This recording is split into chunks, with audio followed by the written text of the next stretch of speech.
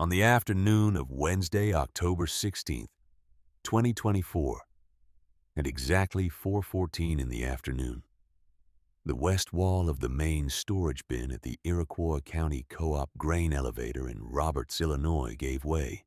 It did not groan first. It did not lean and settle and give anyone a warning they could act on.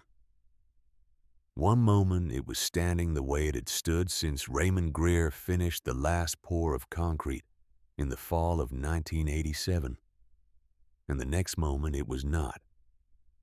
The wall fractured at the base, where the concrete met the gravel foundation, and 184,000 bushels of wet corn at 18% moisture moved through that fracture, the way water moves through a cracked dam, which is to say all at once and without any particular interest in what was standing in its path. 2 grain trucks were at the loadout when it happened. Both drivers walked away.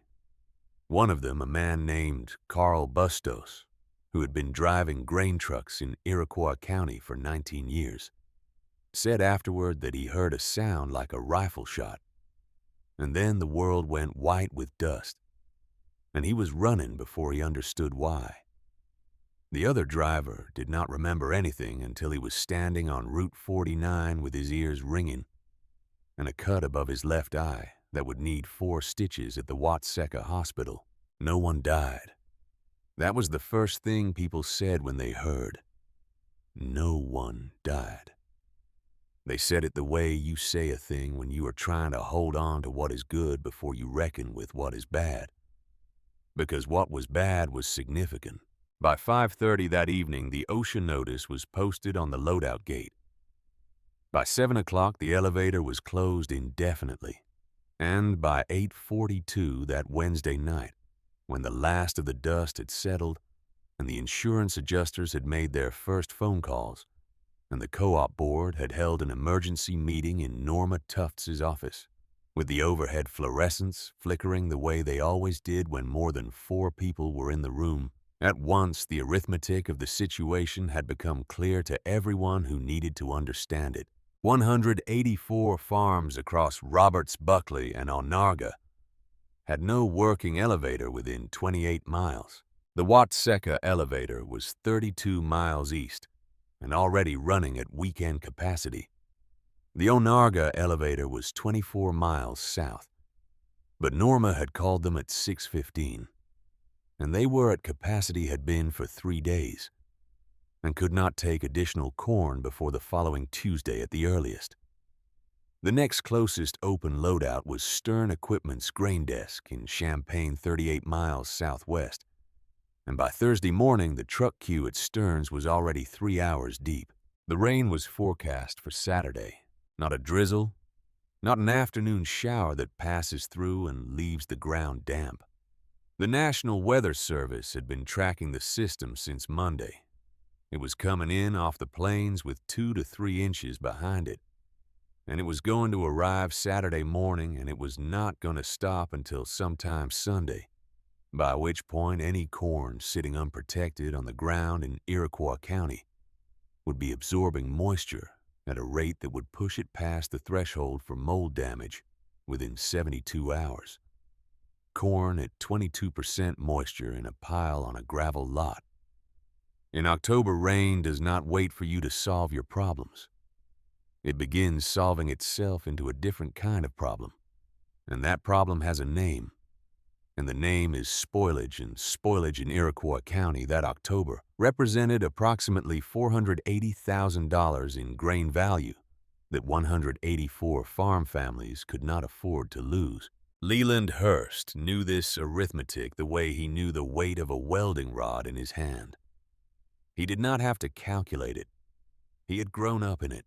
He was standing at his kitchen window at 5:14 on Thursday morning, October 17th, 2024, watching the headlights line up on Route 49. There were 14 of them visible from where he stood, spaced out in the gray dark, like the lights of a slow procession. Each one a grain truck carrying somewhere between 800 and 1,200 bushels of corn that had nowhere to go. More headlights were appearing at the south end of the road as he watched. The procession was getting longer. He was 64 years old. He had a face that looked like the Iowa farmland he had grown up on. Which is to say, it was honest and flat and marked by what the weather had done to it over a long period of time. His hands were large and scarred in the particular way that hands get scarred when they have spent 16 years doing structural welding at a major manufacturing plant, and another 26 years farming ground that did not give up its yield without argument. He drank his coffee black, and he kept his opinions to himself, unless someone asked for them, and sometimes even then. Dorothy came into the kitchen at 5:19 with her reading glasses pushed up on her forehead and the kitchen phone in her hand. Dorothy Hurst had been married to Leland for 38 years, and she understood that there was a difference between the silence he kept when he was thinking and the silence he kept when he had already decided something and was just waiting for the conversation to catch up. She said Norma called the house line at 4:42 this morning. Leland did not turn from the window. He said, "What did Norma say?" Dorothy said Norma said, "The bin is a total loss. The state inspector is on site at 8 this morning. The co-op insurance covers the structural loss on the bin itself, but not the cost of building a temporary alternative. Norma said the loadout structure on the rail spur is intact. Only the storage bin failed." Leland watched a set of headlights slow and join the line on Route 49. Dorothy said, "Norma said the rail spur loadout structure is still functional. The conveyor is intact. The pit is intact. If someone could build a temporary drive-over ramp connecting the truck dump to the rail, loadout trucks could dump directly into the rail cars. She said it would normally take a contractor 8 weeks. She said, we don't have 8 weeks. Leland said we have until Saturday afternoon before the rain hits. Dorothy said, that's what Norma said." Leland turned from the window. He set his coffee cup on the counter with the careful deliberateness of a man who has just made a decision and is now moving into the part of the morning where decisions become actions. He said, the ramp needs to be 24 feet wide, 14 feet tall at the dump end, sloped at 12% grade with a gravity pit feeding the rail loadout conveyor. Dorothy looked at him. He said, 6 men plus me, 3 14-hour days if the materials are on the ground at sunrise Friday. I need oak timbers, steel, I-beams, a skid steer, a telehandler, a rough terrain forklift, a welding rig with a generator and a portable PTO conveyor. Dorothy said Leland. He said, I know who to call. She said, I know you do. She was quiet for a moment.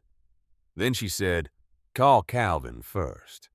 Calvin coordinates the Cross Brand Club. He knows who has what equipment sitting in what shed. Leland said, I'm calling Calvin at 5:42.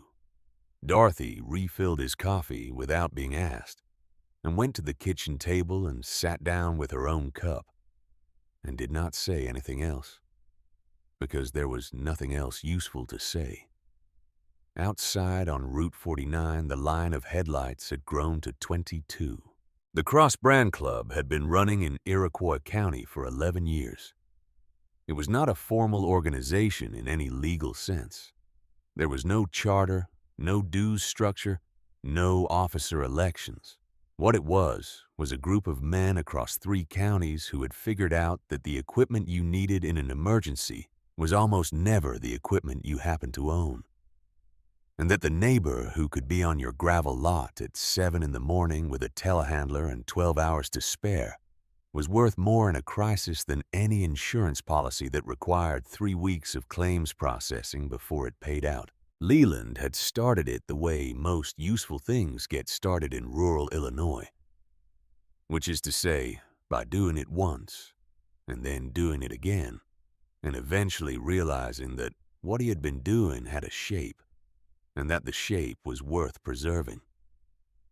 He had a call list in his head that he had been refining for a decade. He knew who kept their equipment maintained and who let things sit. He knew who answered the phone at 5 in the morning and who let it ring.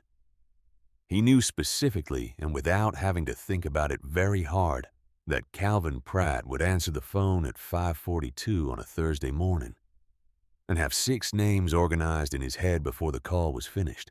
Calvin answered on the second ring.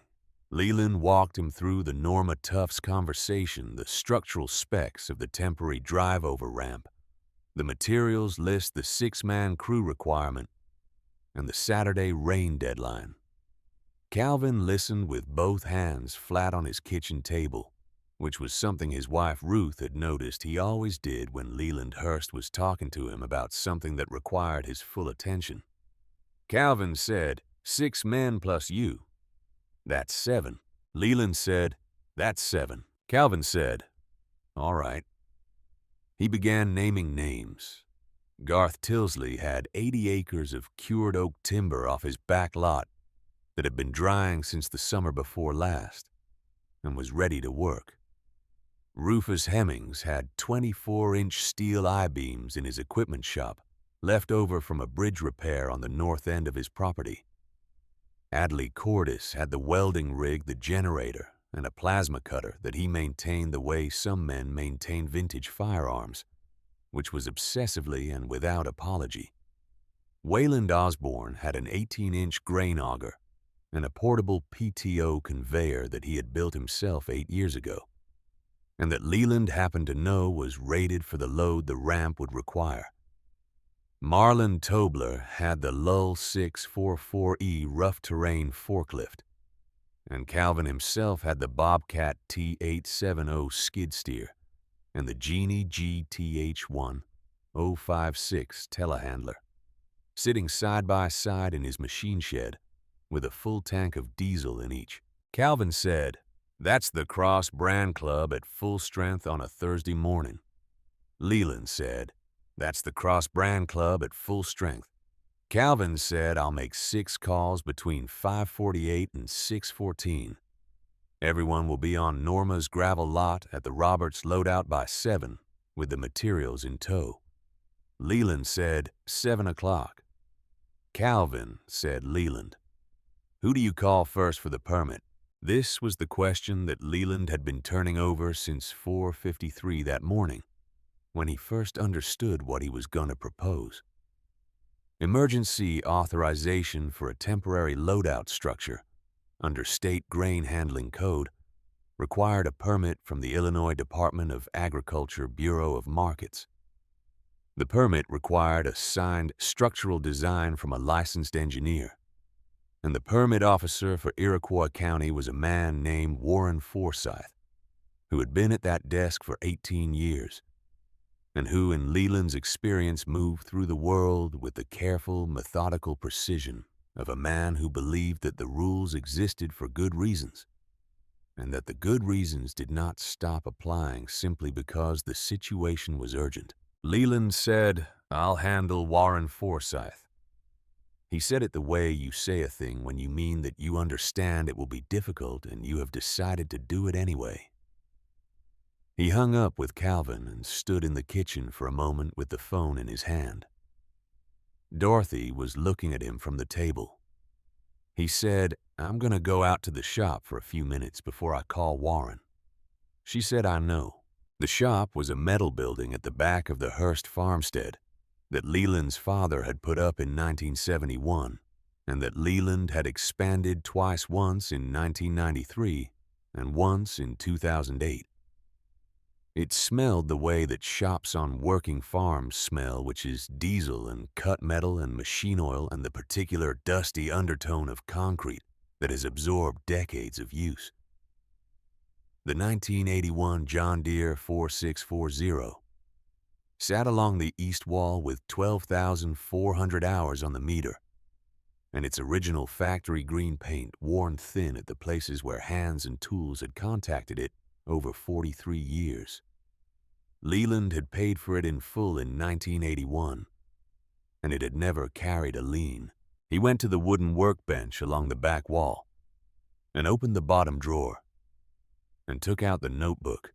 It was a composition notebook, the black and white marbled kind, and it was old enough that the cover had gone soft and the corners had rounded from years of being handled. His father, Earl Hurst, had filled it over the course of roughly 2 decades.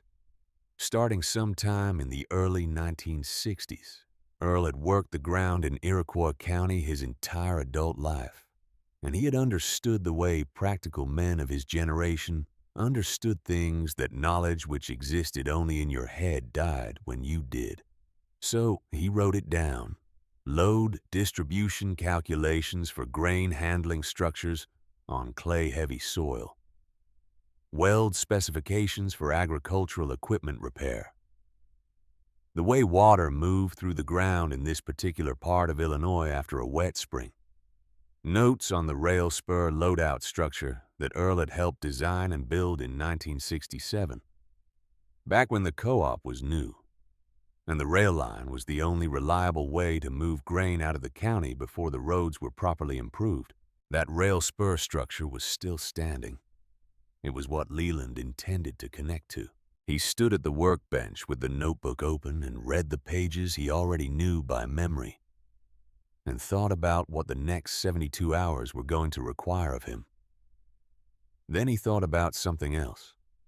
He thought about the fact that what he was about to propose doing required a signed structural design from a licensed engineer, and that the last time he had checked on his Illinois Class B structural credential, it had been current through January of 2026. He had not checked recently because he had not needed to. He was a farmer now. He had not done certified structural work since Caterpillar. He kept the credential current out of habit, and because his father had told him once that credentials were one of the few things that cost you almost nothing to maintain and could be worth everything on the one day you needed them. He went back to the kitchen. Dorothy was still at the table. He said, "Where did I put the credential renewal paperwork?" "The blue folder, the one from the state." Dorothy did not answer immediately, which was itself an answer of a kind. He said, "Dorothy." She got up from the table and went to the filing cabinet in the small room off the kitchen that served as a home office, and came back with a blue folder. She set it on the table, and she did not look at him in the particular way that she did not look at him when she was letting him arrive at something himself instead of being told. He opened the folder. The Illinois Class B structural credential issued to Leland Ray Hurst had expired on April 14th, 2024, 6 months ago. He had missed the renewal window in the chaos of the spring planting season and had not thought about it since. He stood at the kitchen table with the folder open and read the expiration date twice to make sure he was reading it correctly. Then he sat down. Without a current credential, he could not sign the structural design. Without a signed design, Warren Forsyth could not issue the emergency permit. Without the permit, there was no temporary ramp. Without the temporary ramp, there was no place for 184 farms to take their corn before Saturday's rain. He sat with this for a long time. He turned it over the way a man turns over a heavy piece of equipment, to look at what is underneath, knowing the thing is going to be awkward to move, and doing it anyway because you need to see what is there. Dorothy sat back down across from him and wrapped both hands around her coffee cup. She did not say anything. He said, "The credential lapsed in April." She said, "I know." He said, "You knew." She said, "I found the renewal notice in the truck in June, in the door pocket.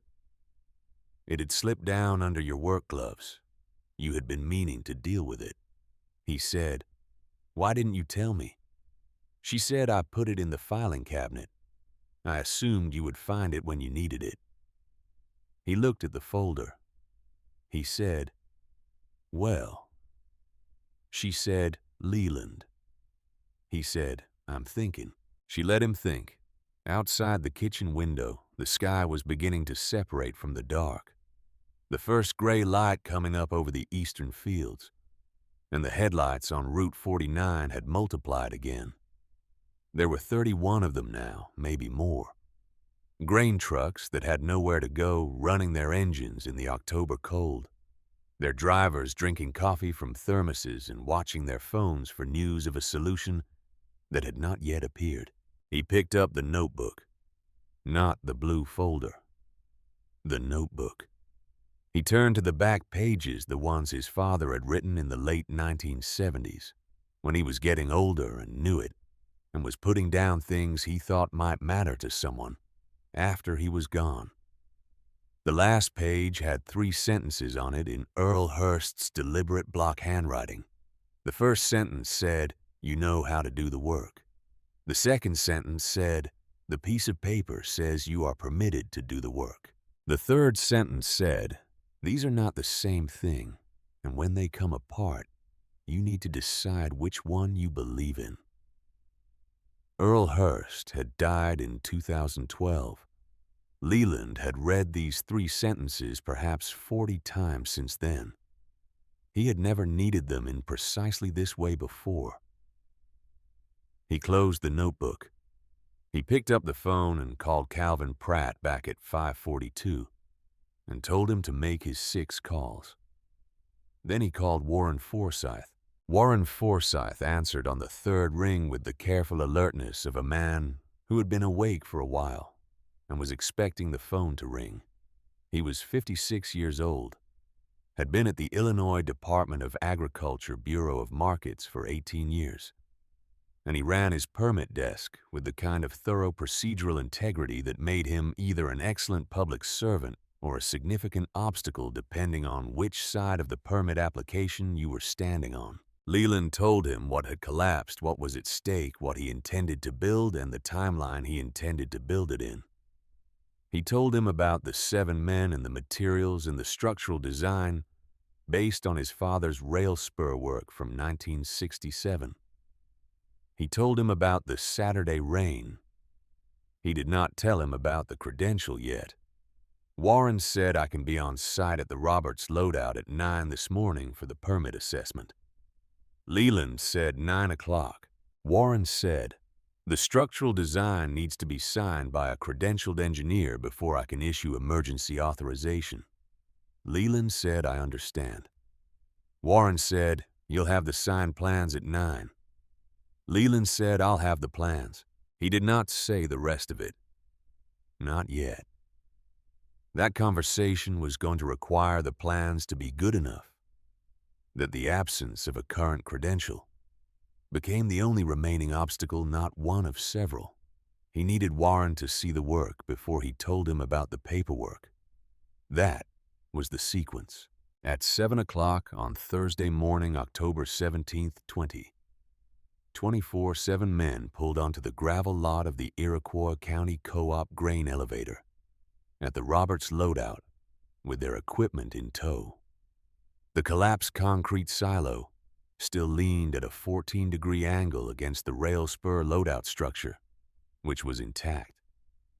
184,000 bushels of wet corn lay across the gravel between the collapsed bin and the rail cars in a pile that stretched roughly 320 feet from end to end.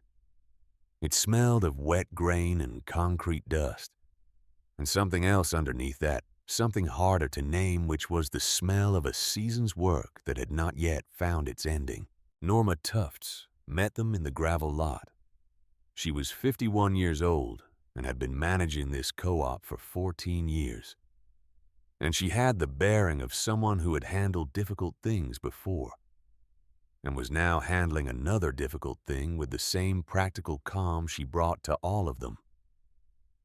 She had been at this lot since 5:30 that morning. There were dark circles under her eyes that suggested she had not slept, and her boots were wet from walking the perimeter of the corn pile in the early dark. She looked at the 7 men and their equipment and the materials on the trailers, and she said to Leland, "What do you need from me?" He said, access to the rail spur structure in the pit, a flat surface to work the design plans on, and coffee if you have it because we're going to be here for a while. She said, I have a table in the office and a pot that's been running since 4:30. He said, that'll do. The materials inventory took 40 minutes. Garth's oak timbers were cured and clean 4-inch boards that would lay tight across the frame, with no gaps worth measuring. Rufus's I-beams were commercial grade, exactly what the design required.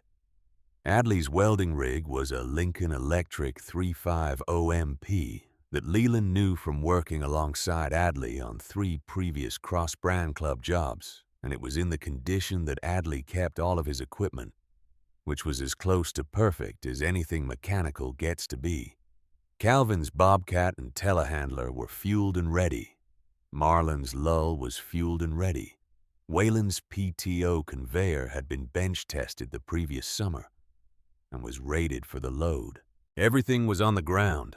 At 847, a black Chevrolet Suburban, with Illinois commercial plates turned onto the co-op's gravel drive and parked at the edge of the lot near the gate.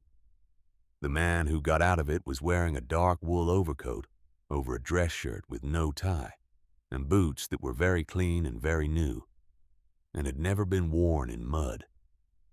He was perhaps 50 years old, with the kind of face that had been shaped by a long time spent in rooms where decisions got made without physical consequence, and he moved through the gravel lot with the particular ease of someone who was accustomed to being the most important person present in any situation he entered. His name was Preston Malone. He was the regional director for Agricor Corporation, which was one of the 3 largest grain merchandising companies operating in central Illinois, and he had driven from the Agricor regional office in Champaign that morning, which was a 40-minute drive, which meant he had left Champaign sometime around 8 o'clock, which meant he had known about the Roberts collapse before most of the farmers in Iroquois County had finished their first cup of coffee. He introduced himself to Norma Tufts with a handshake and a card, in the manner of a man who was accustomed to leading conversations. He expressed sympathy for the situation in the precise language of someone who had been briefed on the situation and coached on how to express sympathy about it. He said that Agricor Corporation was deeply committed to the agricultural communities of central Illinois, and that when he had heard about what had happened in Roberts, he had felt that he needed to come personally. Norma thanked him and said that the co-op board was focused on identifying a solution for the near-term grain handling situation before the weekend rain event. Preston said that this was exactly what he wanted to discuss. He said that Agricor had a contractor relationship with a commercial construction firm in Champaign, with experience in temporary grain handling structures. He said that Agricor was prepared to engage that contractor on an emergency basis and to front the construction costs, provided that the co-op was open to a longer-term conversation about their grain merchandising relationship. Norma said, "What kind of longer-term conversation?" Preston said, "Nothing that needs to be resolved today. Just an understanding that the co-op would give Agricor's terms a serious look when the current contracts came up for renewal." He smiled in a way that was pleasant and practiced, and did not reach his eyes. Leland had been listening from 20 feet away with his back to the conversation. Crouching over the design plans he had spread across the hood of Calvin's truck. He straightened up and turned around. He said, "How long does your contractor need?" Preston looked at him with the brief recalibrating look of someone who had not expected to be addressed by that particular person. He said, "For a structure of this scope, typically 6 to 8 weeks. Leland said, we have until Saturday afternoon. 60 hours. Preston said, "That's not a realistic timeline for a properly permitted commercial build." Leland said, "It's the only timeline that matters." Preston looked at him for a moment. Then he looked at Norma. He said, "The co-op board will want to consider all available options carefully. I would encourage you not to make a decision under pressure that forecloses better alternatives." Norma said she would pass that along to the board. Preston nodded and said he would remain available and return to his Suburban.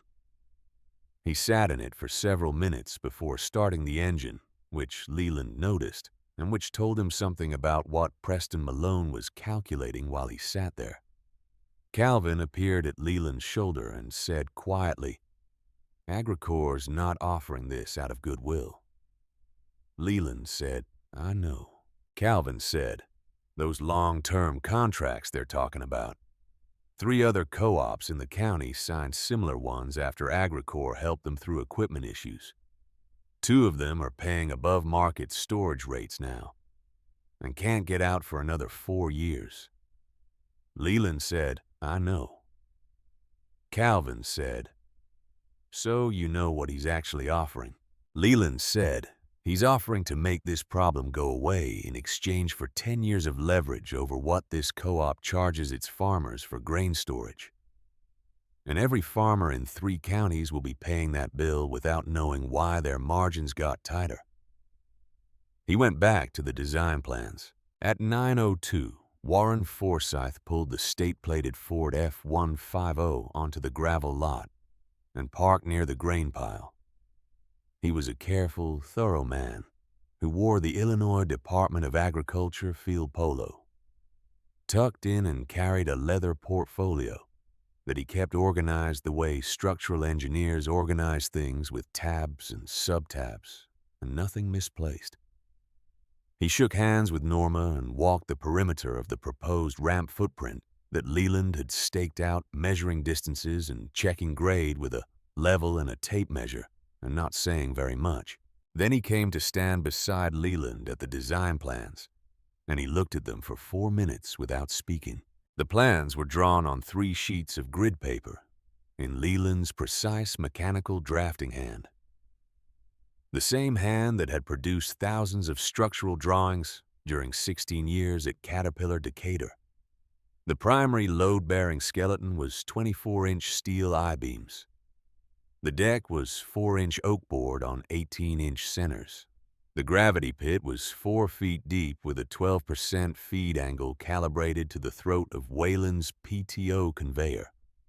The design loaded at 80,000 pounds gross vehicle weight, which was the DOT weight limit for a loaded 5-axle grain truck in Illinois, with a safety factor of 1.3 built into the I-beam spacing.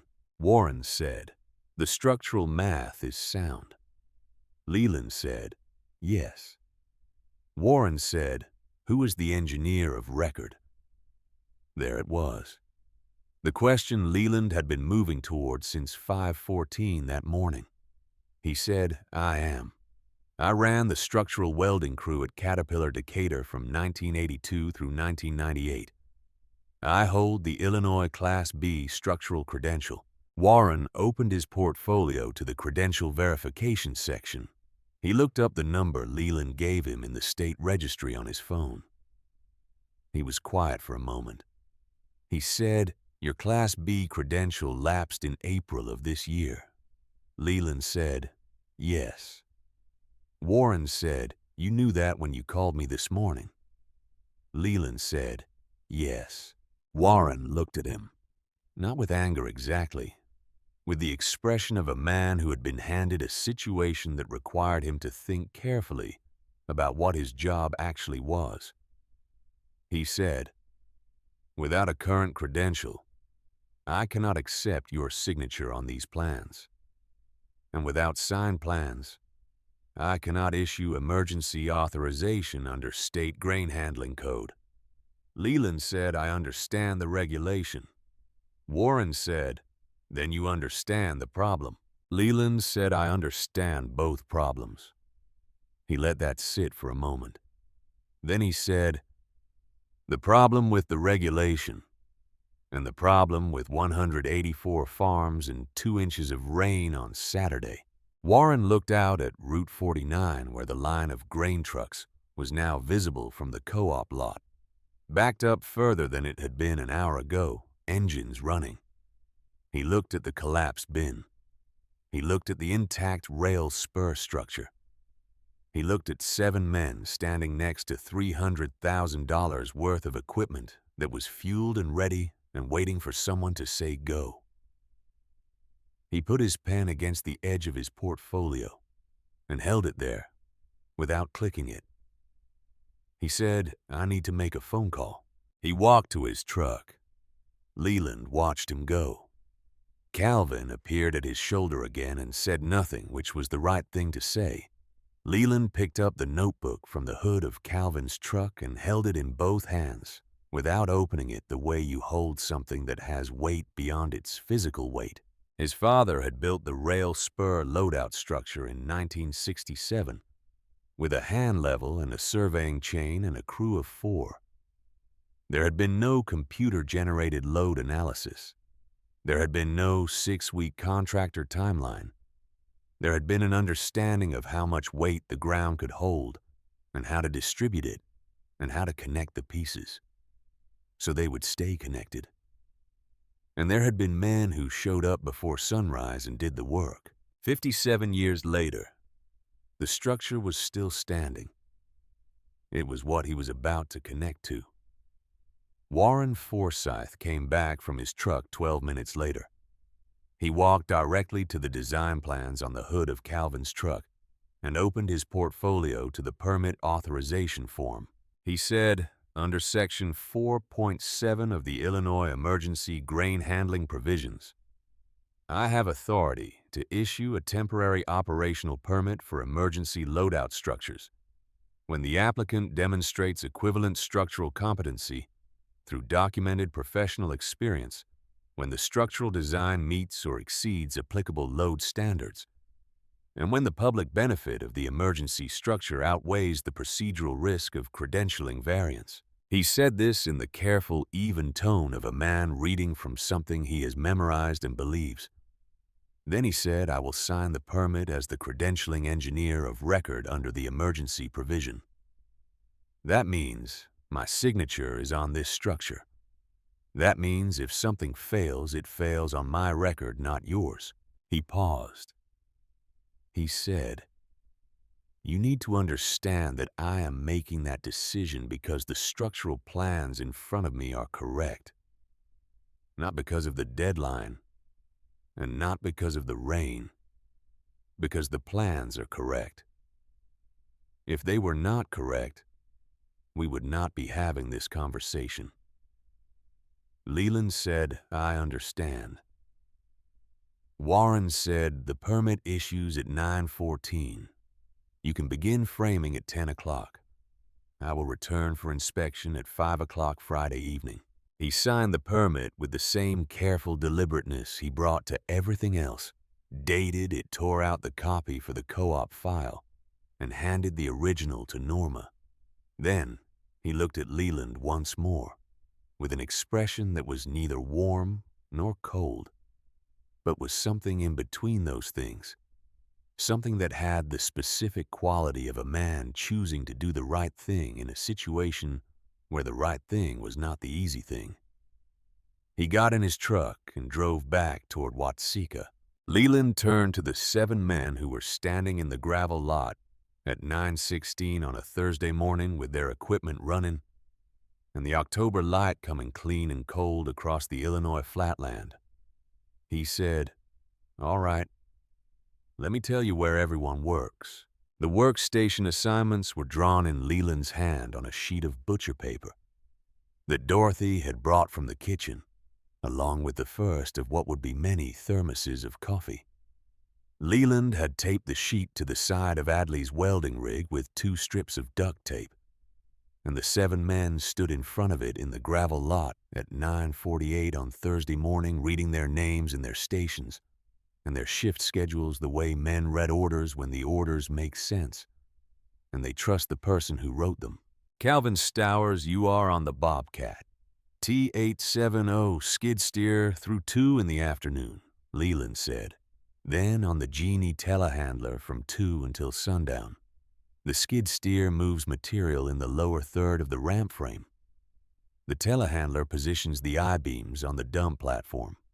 Calvin said, Bobcat first shift, telehandler second shift. Marlon Tobler, you are on the Lull 644E forklift across both shifts. The I-beams need to land within a quarter-inch of mark on the foundation stakes. Every beam. Marlon said, within a quarter-inch on every beam. Garth Tilsley, you supervise the oak timber decking. Lay the 4-inch boards on 18-inch centers across the lower third of the frame today. Upper deck across the dump platform tomorrow morning after the primary I-beam structure is welded and inspected. Garth said 18-inch centers on the lower deck today. Upper deck Friday. Adley Cordis, you run the welding rig and the plasma cutter. Every primary load-bearing weld is mine. Every secondary deck attachment, every bracket, every rail mount is yours. Adley said, primary weld's yours. Secondary attachments, mine. Rufus Hemmings, you cut and place the 24-inch steel I-beams. 6 primary I-beams in the foundation. 4 secondary I-beams in the dump platform. Frame 2 cross-bracing I-beams at the gravity pit. You cut to spec on the plasma cutter, and Marlon sets them on mark. Rufus said 6 primary 4 secondary 2 cross-brace. Wayland Osborne, you install the 18-inch portable PTO conveyor at the gravity pit feed. The conveyor belt has to bench test at full load before Warren Forsyth arrives for the 5 o'clock inspection Friday. That means it runs under load by 2 o'clock Friday afternoon at the latest. Wayland said conveyor installed and bench tested by 2 Friday. Then Leland said, I am on every primary load-bearing weld and every structural inspection between workstations. I am also the lead design engineer on this build, and I will answer every technical question that comes up during the frame. If something does not look right to you, you stop, and you tell me before you continue. Not after. Before. There was a moment of quiet among the 7 men in the gravel lot. The kind of quiet that settles over a group of people who understand what they are about to do and have decided to do it. Calvin said, What do we do about the corn pile? The 184,000 bushels of wet corn that had come out of the collapsed bin still lay across the gravel, between the bin and the rail spur. It was not in the direct path of the ramp build, but it was close enough to the foundation footprint that the equipment would need to navigate around it. The smell of it had gotten stronger as the morning warmed the particular thick, fermented smell of wet corn beginning to work in the open air. Leland said, Leave it. The corn is not our problem this week. The ramp is our problem this week. When the ramp is running, Norma can figure out what to do with the pile. Norma, who had been standing at the edge of the group, said, The co-op board is looking at options for the pile. The state inspector thinks it may be salvageable if it gets moved to covered temporary storage by Monday. Leland said, Then Monday is a Monday problem. It is Thursday morning and we have work to do. They began at 10 o'clock. The first thing Leland did was walk the entire ramp footprint one more time, with a tape measure and a level checking the grade stakes he had set the previous hour against the design specifications. 12% grade. The grade had to be consistent across the full 84-foot length of the ramp, because an inconsistent grade would create load distribution problems at the point where a fully loaded grain truck came off the crest and the weight shifted forward into the dump platform. He had calculated the load distribution 3 times on paper. He had also calculated it in his head twice using the same methodology his father had used for the rail spur structure in 1967, which was to think about where the weight wanted to go and then build a path for it. The ground was level where he needed it to be level. The grade was consistent within a quarter-inch across the full length. This was good ground to work with the packed gravel of a working elevator lot that had been driven on by loaded grain trucks for 37 years without subsiding. He said, "All right. Foundation I-beams first." Rufus went to work on the plasma cutter at 10:07. The sound of it cut across the October air in the sharp blue way that plasma cutting sounds, and the men on Route 49 who were still sitting in their trucks, waiting, turned their heads toward it, the way people turn toward a sound that means something is happening. The primary I-beam work took the full first shift. Marlin ran the lull with the precision Leland had asked for, setting each I-beam within the tolerance specified, while Calvin moved material with the Bobcat, and Garth began laying out the oak timber inventory in the staging area. At the south end of the lot, Leland ran the foundation welds in sequence, working from the base of the ramp upward, each weld laid in the deliberate, careful rhythm of a man who had done this 10,000 times and knew that the difference between a weld that holds and a weld that fails is not dramatic. It is the 2 seconds of attention you give to the puddle at the end of the pass. Dorothy arrived at 11:15 with the auxiliary kitchen tent that the Roberts Volunteer Fire Department kept in storage for community events. She had called Marge Hensley and Ann Brixby from the Fire Department Auxiliary at 6 that morning, and the three of them set up the tent on the east side of the lot with a propane burner, a 40-cup coffee urn, and enough supplies for 2 days of feeding 7 working men, plus whoever else showed up. Other people began to show up around noon. Not to help exactly, though, some of them did. Mostly they came to watch the way that people in small communities come to watch when something consequential is being done. Farmers who had trucks waiting on Route 49. Neighbors from Roberts who had heard on the county radio scanner what was happening at the co-op lot. A man named Ed Cassidy who was on the co-op board and who stood at the edge of the work area with his hands in his jacket pockets and watched Leland run welds for 20 minutes without saying anything, and then went over to Dorothy's kitchen tent and got coffee and stood there instead. Ed said to Dorothy, "It's going to work." Dorothy said, "Yes, it is." Ed said, "How do you know?" Dorothy said, "Because I have been watching that man work for 38 years, and I have never seen him start something he did not finish."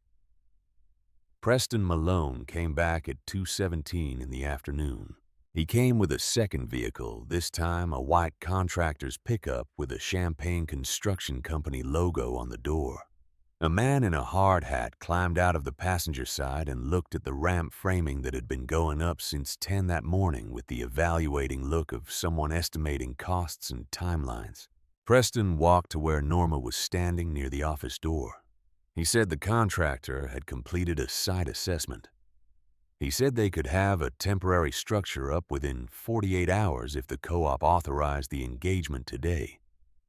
He said Agricor would front the full contractor cost as a good faith gesture to the Iroquois County agricultural community. He said it again about the long-term merchandising conversation, softer this time, more like a suggestion than a condition. Calvin was standing within earshot. He looked at Leland, who was at the welding rig running a secondary brace attachment, and had not looked up. Norma said, "Mr. Malone, we have a permitted build in progress." Preston said, "I see that. I am not certain the timeline is realistic given the scope of the structure." Norma said, "The permit was issued this morning by the Illinois Department of Agriculture Bureau of Markets. The structural design was reviewed and authorized by the state permit officer." Preston looked at the ramp framing. It was roughly 40% complete at that point. The primary I-beam skeleton of the lower section, standing against the October sky and the clean geometric lines that structural steel makes when it is cut to spec and set on mark. He looked at it for a long time with the expression of a man who had expected to arrive and find less progress than he was finding. He said, "The offer stands. If your crew runs into difficulty meeting the inspection timeline, the option is available." Norma thanked him with the precise professional courtesy of a woman who had managed a grain co-op for 14 years and understood exactly what she was being offered and what it would cost. Preston and the contractor drove away. The contractor in the hard hat looked back at the ramp framing from the passenger window as the truck turned onto the road, and whatever he was thinking as he looked at it, he kept to himself. The afternoon shift ran through sundown at 6:12. By the time the light failed on Thursday, the lower two-thirds of the primary I-beam skeleton was welded and standing. Garth's oak timber decking covered the lower 40 feet of the ramp in 4-inch boards laid tight on 18-inch centers the deck surface level, and solid enough to walk on without flex. Wayland had the gravity pit excavated to its full 4-foot depth and had begun setting the conveyor mounting brackets in the pit walls. They ate Dorothy's food at 6:30, chili with cornbread and apple pie, and coffee that had been running all day. The 7 men sat on equipment cases and tailgates and the running board of Calvin's truck, and ate without a great deal of conversation the way working men eat when they have been at something physical since 10 in the morning and intend to be at it again by 7 the next day. Leland sat on the tailgate of his own truck with the notebook on his knee and went through the design specifications for the dump platform section, which was the most structurally demanding part of the build. The dump platform needed to support the forward axle weight of a fully loaded 5-axle grain truck at the moment of transition from the ramp grade to the dump position, which was the highest stress point in the entire load cycle. He had calculated this correctly in the design. He knew he had calculated it correctly. He went through it again anyway. Garth sat down next to him and said, "Platform section looks manageable tomorrow morning if we start the upper deck framing by 7. Leland said, 7 o'clock upper deck. I need the 4 secondary I-beams for the platform frame set and welded by noon. Garth said, they'll be set by noon. Leland said, then the deck boards go on the platform in the afternoon and Wayland finishes the conveyor installation while I run the platform welds." Garth looked at the design plans on Leland's knee. He was quiet for a moment. Then he said, "Your father built the rail spur structure." Leland said, 1967. Summer crew of 4. 6 weeks. Garth said, "And we are building the piece that connects to it in 3 days." Leland said, "The piece that connects to it." "Yes." Garth said nothing else. After a while, he got up and went to get more coffee from Dorothy's tent. Leland looked at the rail spur loadout structure on the far side of the gravel lot, the one his father had designed and built 57 years ago. It stood in the October dark with the solid, uncomplicated presence of something that had been built correctly and maintained faithfully, and had therefore outlasted the circumstances of its original construction. The grain elevator around it had changed 3 times. The road had been improved. The rail line had been absorbed into a different freight network. The co-op had changed management twice, an ownership structure once. The loadout structure Earl Hurst had built in 1967 had watched all of it happen and continued to stand. That was what correct work looked like across time. The night crew ran from 7 that evening through the dark hours. Not all 7 men stayed. Wayland and Garth went home at 9 to sleep and came back at 4:30 Friday morning. The others worked in rotating 2-hour rest shifts with Adley running the welding rig on secondary attachments and Rufus cutting and staging the platform, I-beams for the morning, and Calvin running the Bobcat to shift material loads in the work area by the light of 4 portable work lights that threw long shadows across the gravel. Leland worked. He was at the dump platform foundation at 11:30, running the cross-brace I-beam placements by hand, checking each contact point against the design spec, with the careful, repetitive attention that structural work requires after dark, when the light is imperfect and the eye gets tired. He had been awake since 4:30 Thursday morning. His back was beginning to make the particular complaint it made after extended bending work, a complaint he had been aware of for about 15 years, and had long ago decided to address by continuing to work through it. At 1:52 Friday morning, Rufus came to him from the staging area where the secondary I-beams for the dump platform frame were laid out on sawhorses waiting to be positioned. Rufus said, "Leland, come look at something."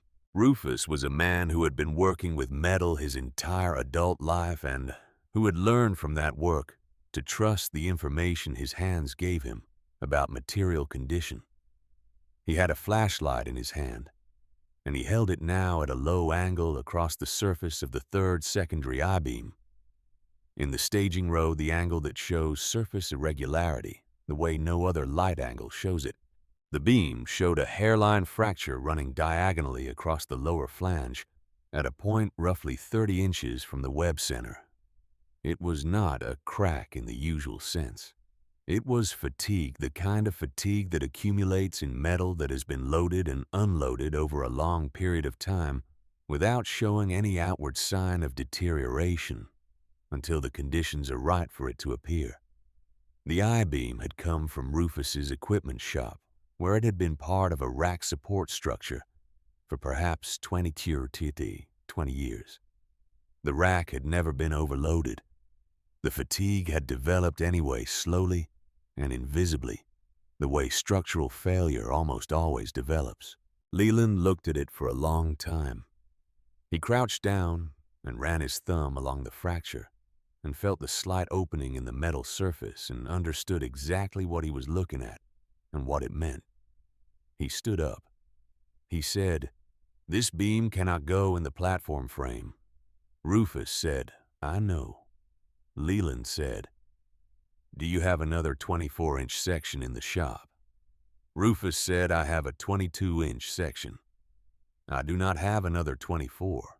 A 22-inch I-beam at the third secondary position in the platform frame would change the load distribution geometry, not catastrophically, not in a way that made the structure unsafe, but it would require the load calculation for the entire platform section to be rechecked against the revised geometry, because the third secondary beam was the one that carried the load from the forward axle transition point, which was the highest stress location in the build. Leland went to his truck and got the notebook. He stood under one of the portable work lights and turned to the section his father had written on load distribution for grain handling structures on clay-heavy soil in the Illinois flatland.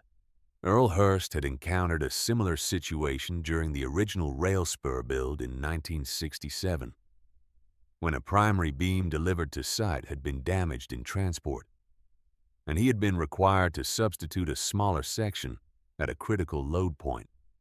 He had written through the recalculation by hand showing the adjustment to the contact geometry and the revised distribution pattern across the adjacent beams. The situation was not identical. The numbers were different. The scale was different. The beam configuration was different. But the methodology his father had used, the way of thinking about where the load wanted to go and how to redistribute it when one path was closed, was exactly applicable. Leland read it twice. Then he turned to a blank page at the back of the notebook and began working through the revised calculation with a carpenter's pencil. It took 22 minutes. Adley stood nearby without saying anything, which was the right thing to do. Calvin sat on the running board of his truck and drank coffee and watched the work lights throw their shadows across the gravel. At 2:31 Friday morning, Leland closed the notebook and went to find Rufus. He said, "The 22-inch section will work at the third secondary position if we add a 3-inch steel gusset plate at each flange contact point to compensate for the reduced web depth. The gusset plates transfer the load differential back into the primary frame. The platform will carry the design load with a safety factor of 1.2 instead of 1.3. that is still inside acceptable range for an emergency temporary structure.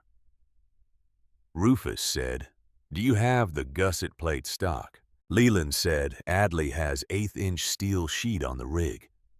We cut 4 gusset plates from the sheet stock, and I weld them in place after the beam is set." Rufus said, "That adds 2 hours to the platform framing." Leland said, "Then we start the platform framing at 5 instead of 7, and we finish at the same time." Rufus looked at him. He said, "You have been awake since Thursday morning." Leland said, "So have you." Rufus said, "Mine was not my choice." Leland said, "Neither was mine." He picked up the welding helmet. He said, "Get the 22-inch section from your truck. I want it staged at the platform foundation before 3 o'clock."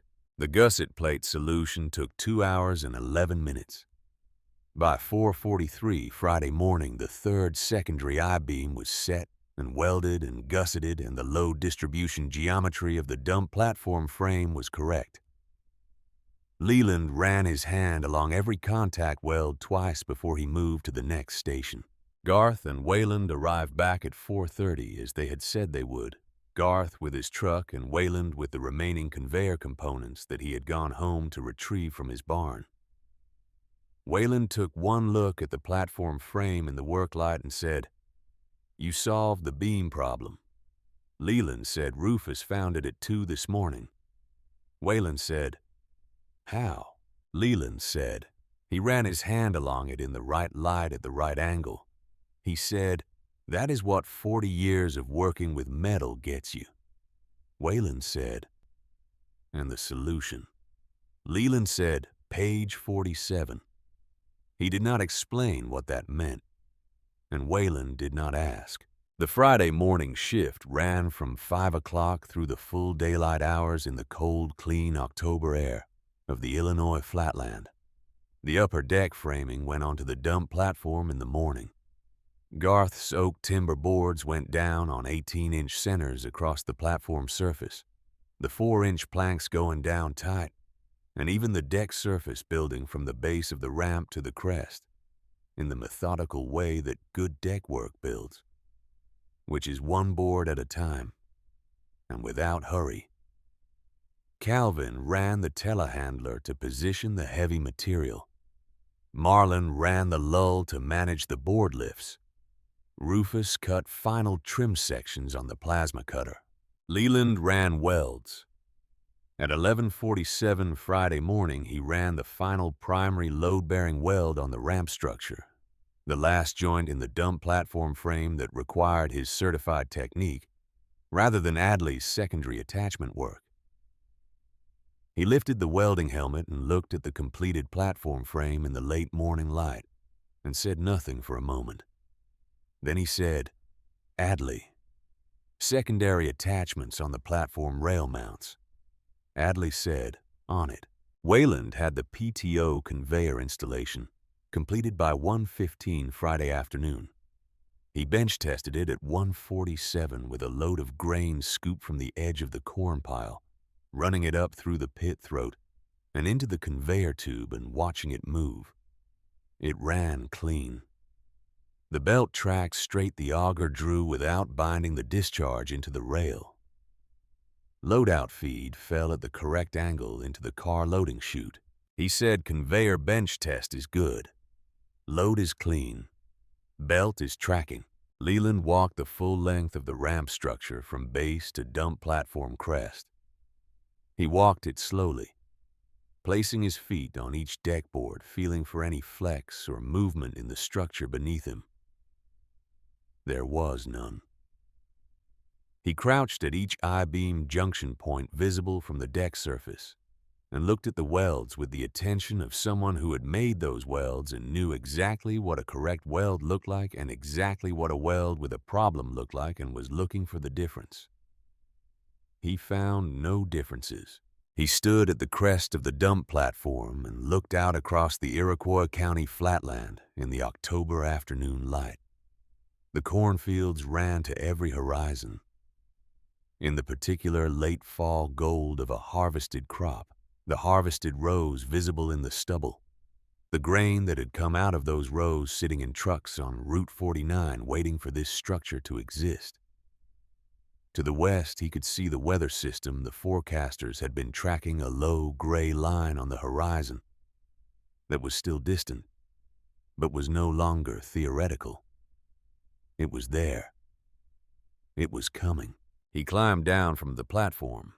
Dorothy brought him coffee at 2:30 and stood next to him for a moment looking at the ramp. She said, "It looks right." He said, "It is right." She said, "Are you going to tell me what happened last night with the beam?" He said, "Rufus found a fatigue fracture in one of the secondary platform I-beams at 2 in the morning."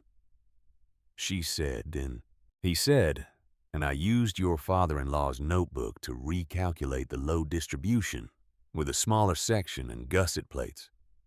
Dorothy was quiet for a moment. Then she said, "Earl would have liked that." Leland said Earl would have said he already knew it would work out. He always said that. Dorothy smiled in the particular way she smiled when she was thinking about Earl Hurst, which was with genuine warmth and mild exasperation in equal measure. She went back to the kitchen tent. At 2:45, Preston Malone's Suburban appeared on the Co-op road for the third time. He did not get out immediately. He sat in the vehicle for perhaps 4 minutes, which Leland noted from across the lot. When he got out, he walked directly to the ramp structure and looked at it from the base. He walked along the south side and looked at the I-beam framework and the oak timber decking and the dump platform. He walked to the edge of the gravity pit and looked at Wayland's conveyor installation. He did not say anything for a while. Then he came over to where Leland was standing. He said, "The structure looks further along than I expected." Leland said, "Warren Forsyth inspects at 5. Preston said, "And if it passes inspection?" Leland said, "Trucks start at 7 this evening." Preston looked at him with an expression that was more complicated than the one he had brought to the lot on Thursday morning.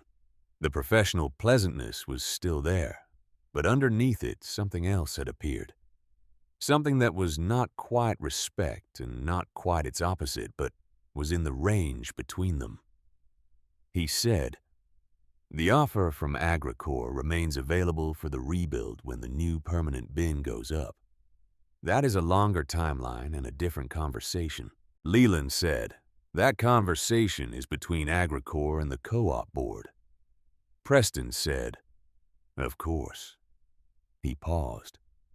He said, "You built a working rail loadout in 56 hours. Leland said, 6 men built it.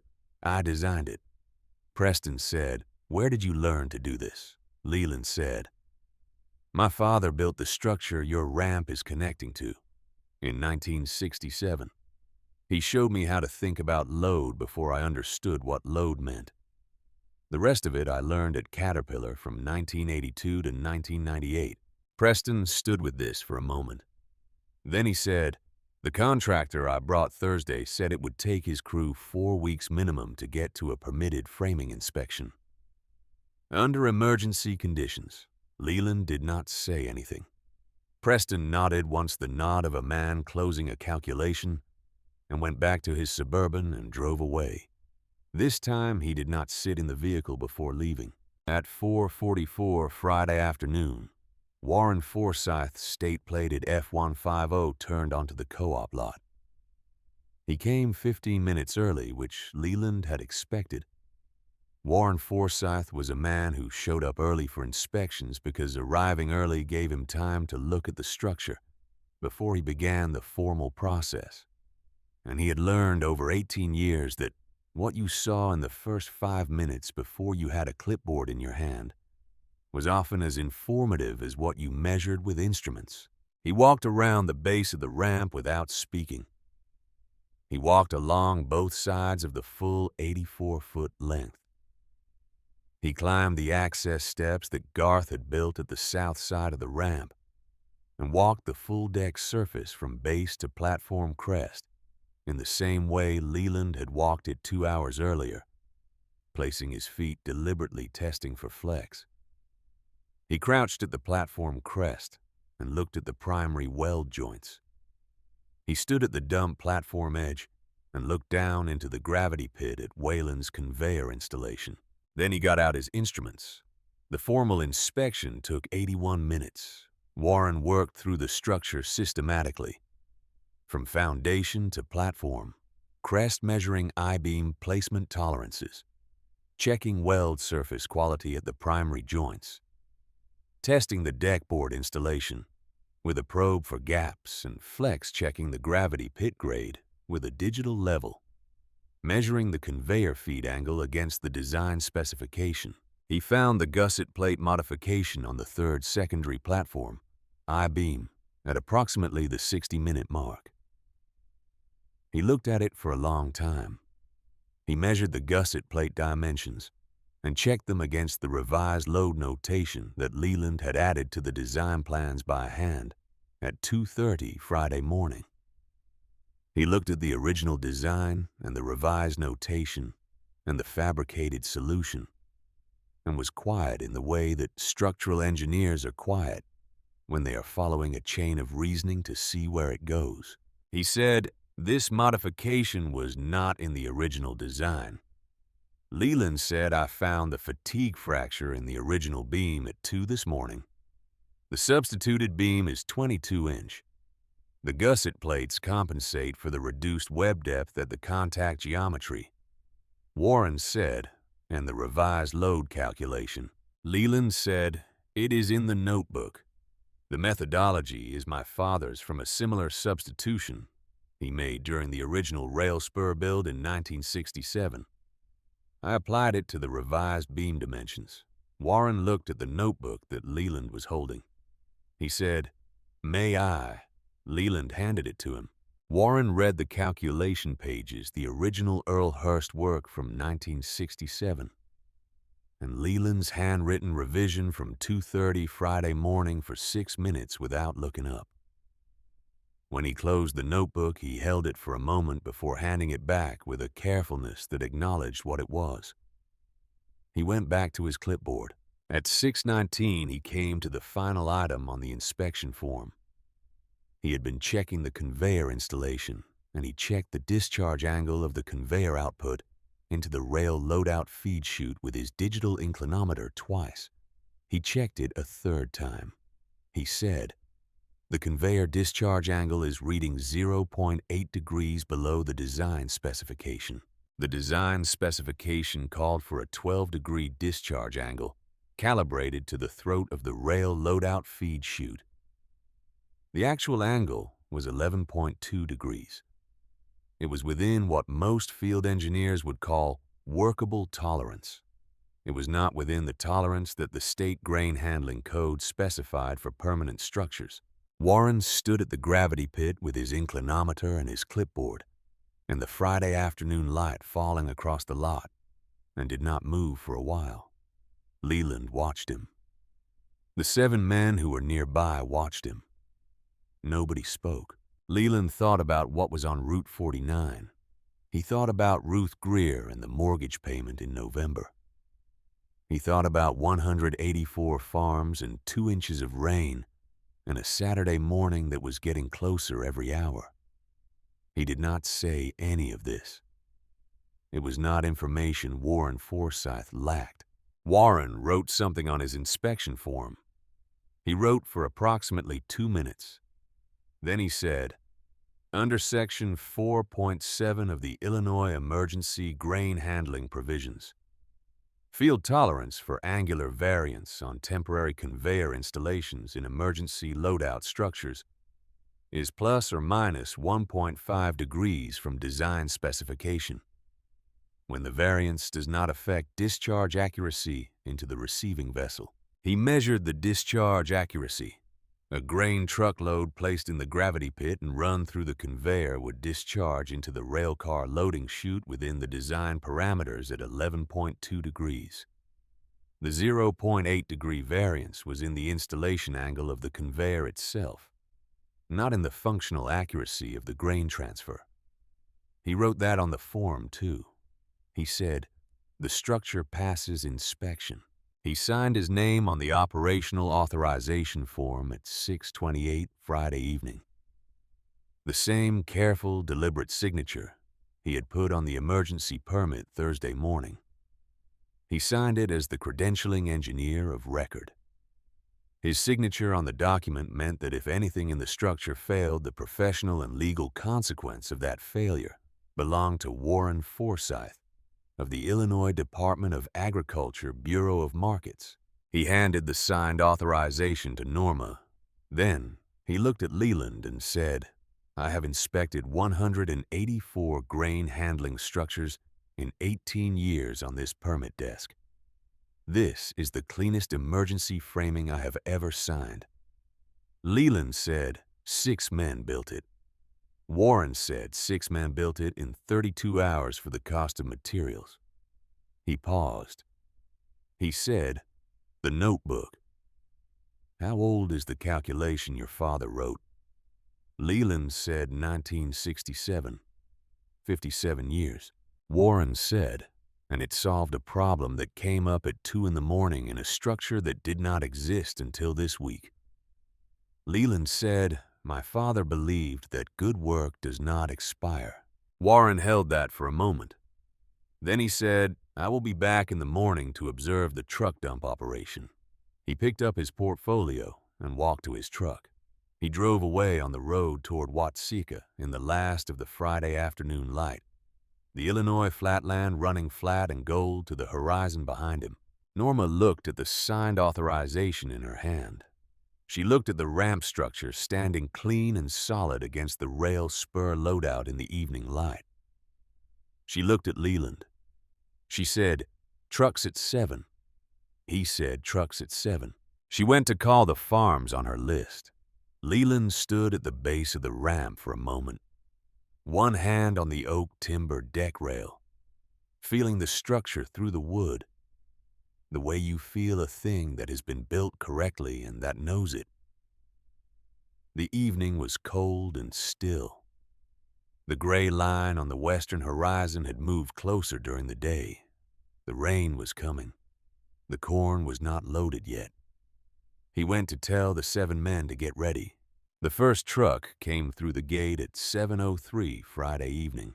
It was a 2009 Kenworth T800 with a grain box that held 1,100 bushels and a cab that had 260,000 miles on it, and a driver who had been waiting on Route 49 since 8 that morning. The driver's name was Terry Blackwell, and he had been hauling grain in Iroquois County for 22 years. And he had never in those 22 years driven a loaded truck up a ramp that had been built in 56 hours by 7 men with portable equipment. He came through the gate slowly, his window down, looking at the ramp structure and the work lights that the Cross Brand Club had strung along both sides of the deck on 2x4 poles set in the gravel. Calvin was at the base of the ramp with a handheld radio. He said to Terry 20 miles an hour up the grade, "Stop at the orange marker at the platform crest. Wait for Leland's signal before you open the gate." Terry said nothing. He looked at the ramp. He looked at the oak timber deck and the I-beam frame and the work lights throwing their columns of light up the grade, and he looked at the dump platform at the top where Leland was standing with his back to the truck looking out toward the rail cars. Then Terry put the Kenworth in first gear and started up the ramp. The structure did not flex. The deck boards did not shift. The I-beam frame took 1,100 bushels of corn and a fully loaded 5-axle truck and held it the way the calculations said it would hold it, which was without complaint, without movement, without any sound except the sound of the engine and the gravel and the October night. Terry brought the truck to the orange marker and stopped. Leland turned and looked at the truck, and then looked down at the gravity pit, and then raised his hand. Terry opened the gate. 1,100 bushels of corn fell through the truck floor and down into the gravity pit in a sound like a river finding its level. And Wayland's PTO conveyor caught it at the pit throat and moved it up through the tube in the darkness and discharged it into the rail loadout feed chute, and the first car on the spur began to fill. Nobody cheered. Nobody clapped. The 7 men watched it happen with the particular quiet satisfaction of people who have done the work correctly and are now watching the work perform as it was designed to perform. That satisfaction does not announce itself. It does not require an audience. It sits in the chest like something solid that was not there before. Terry Blackwell backed down the ramp and drove off the lot, and the second truck came through the gate. Norma Tufts stood at the lot entrance with her clipboard and her truck manifest and checked off each vehicle as it entered, recording the farm name and the load ticket and the time. She had called every farm on the co-op roster that afternoon, after Warren signed the authorization, working through the list.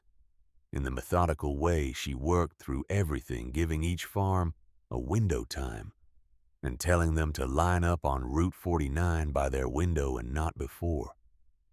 The line on Route 49 had been there since that morning without a window system, and it had been chaos. With windows, it was a queue.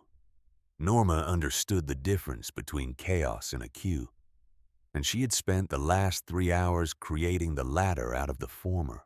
By 9:30 that evening, 7 trucks had gone up the ramp and back down, and the first rail car was full.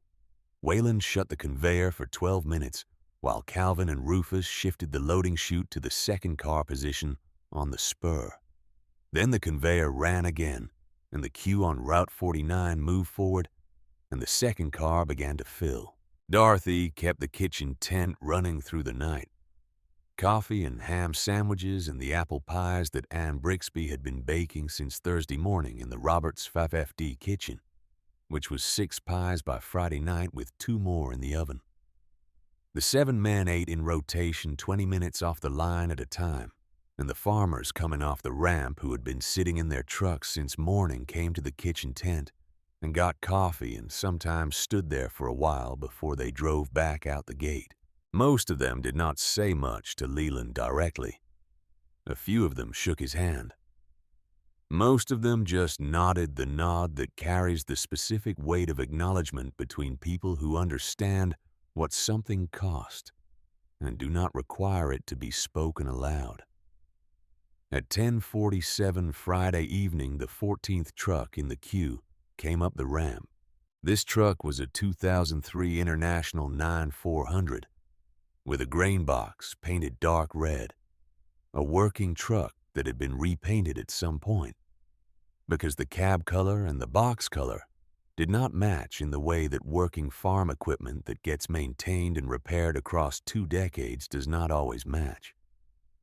The driver brought it up the grade at exactly 20 miles an hour and stopped at the orange marker with the precision of someone who had been watching the trucks ahead of her and had paid attention to how each one handled the grade. The driver was a woman. She was 58 years old, and she had been farming in Iroquois County for 31 years, the last 5 of them alone. She wore a canvas work jacket over a flannel shirt, and her hair was mostly gray and pulled back, and she had the face of someone who had spent those 31 years outdoors in the Illinois weather and had not spent any of them worrying about what the Illinois weather was doing to her face. Her name was Ruth Greer. She ran 320 acres of ground in Buckley Township that she and her husband Raymond had farmed together from the time they were married in 1988 until Raymond died of a heart attack in his equipment shed in April of 2019. She had a mortgage on the property that came due in November, and the load of corn in the box behind her cab was the last of the fall harvest, and it represented the payment she needed to make to stay ahead of the bank through the winter. She opened the gate at Leland's signal, and the corn went down, and the conveyor caught it and moved it. When she came back down the ramp, she pulled off to the side of the lot instead of going straight out the gate, and she got out of the truck. She was not a woman who got out of her truck in a working situation unless there was a reason to. She walked over to where Leland was standing near the base of the ramp, and she looked at the structure for a moment, and then she looked at him. She said, "The silo. The one that went down Wednesday." He said, "The concrete bin on the north side of the lot. Built 1987. She said Raymond built that. My husband. He was on the pour crew when the co-op put it up. Him and 4 other men from the county. He was 26 years old." Leland looked at her. She said he never talked about it much. It was just a job he did that fall before we got married. But every time we came through here to dump corn, he would look at it. Just for a second. The way you look at something you put your hands on. She stopped. She looked at the rail spur loadout structure beyond the ramp. The structure that Earl Hurst had built in 1967, solid in the work lights. She said, "I did not know until Norma told me this morning that the spur structure over there was built by your father." Leland said 1967. She said, "So the piece your father built is what your ramp is connecting to, and the piece Raymond built is what came down." Leland said, "Yes." She was quiet for a moment. The October night was cold and still, and the sound of the conveyor running in the pit was a steady mechanical hum that had become part of the background of the lot. The way the sounds of a working place become part of its background. She said, "I have a mortgage payment due the 3rd week of November. Raymond and I refinanced 3 years before he died to put in the new tile drainage on the North 40.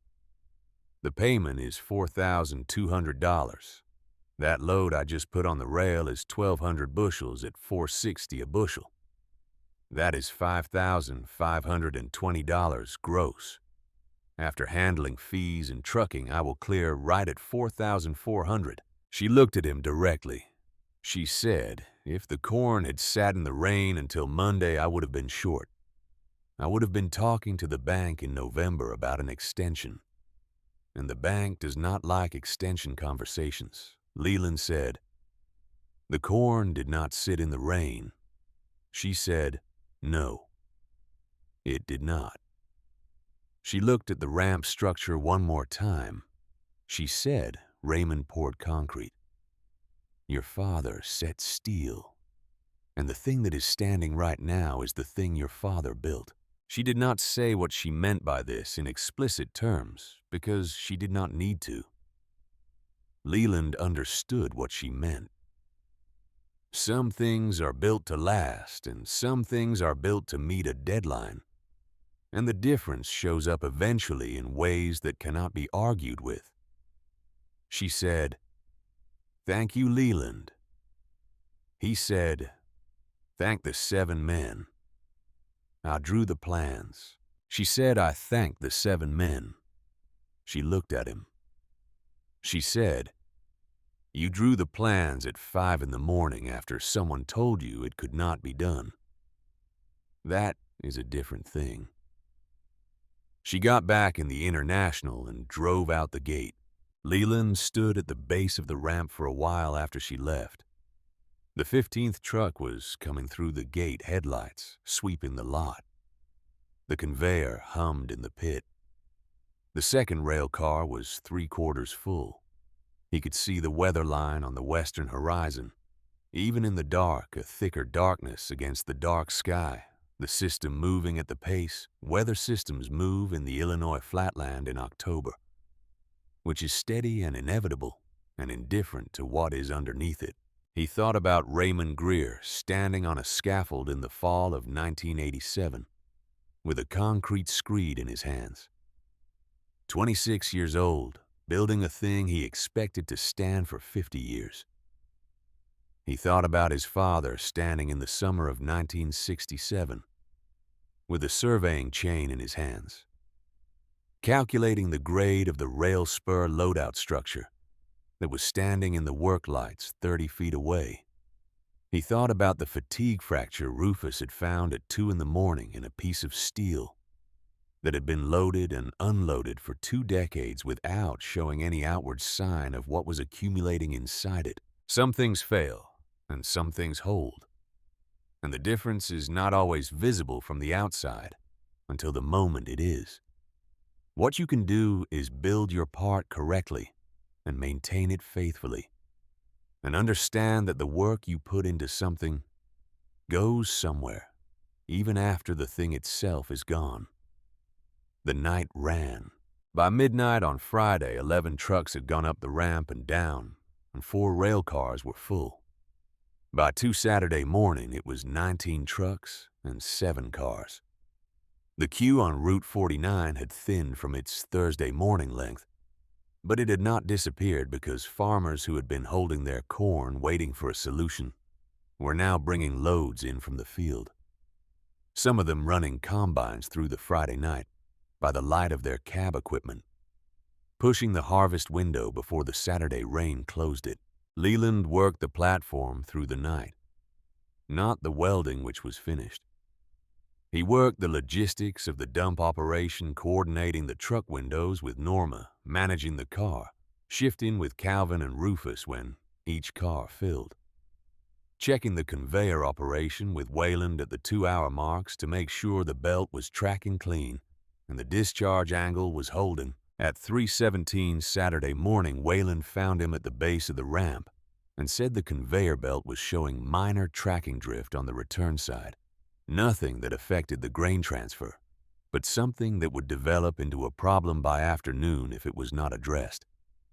They adjusted the tracking tension on the return roller together in the dark, with flashlights and cold hands, Wayland making the adjustment, and Leland watching the belt run and telling him left and right until the tracking was centered again. It took 18 minutes. The conveyor ran clean after that. At 4:30 Saturday morning, Dorothy came to Leland with coffee and a sandwich and stood next to him in the cold while he ate. She said, "How many cars?" He said, 9 full, 2 filling, 3 waiting. She said, "You need to sleep for 2 hours." He said, "I will sleep Sunday." She said, "Leland." He said, "Dorothy, I will sleep Sunday." She looked at him with the particular expression she had used for 38 years, when she had decided that something was not worth arguing about, which was an expression of quiet, resigned love that did not conceal the love or the resignation. She refilled his coffee and went back to the kitchen tent. The Saturday morning came up gray and cold. The cloud cover from the incoming system already blocking the sunrise, the light coming up flat, and even across the Illinois flatland without shadows.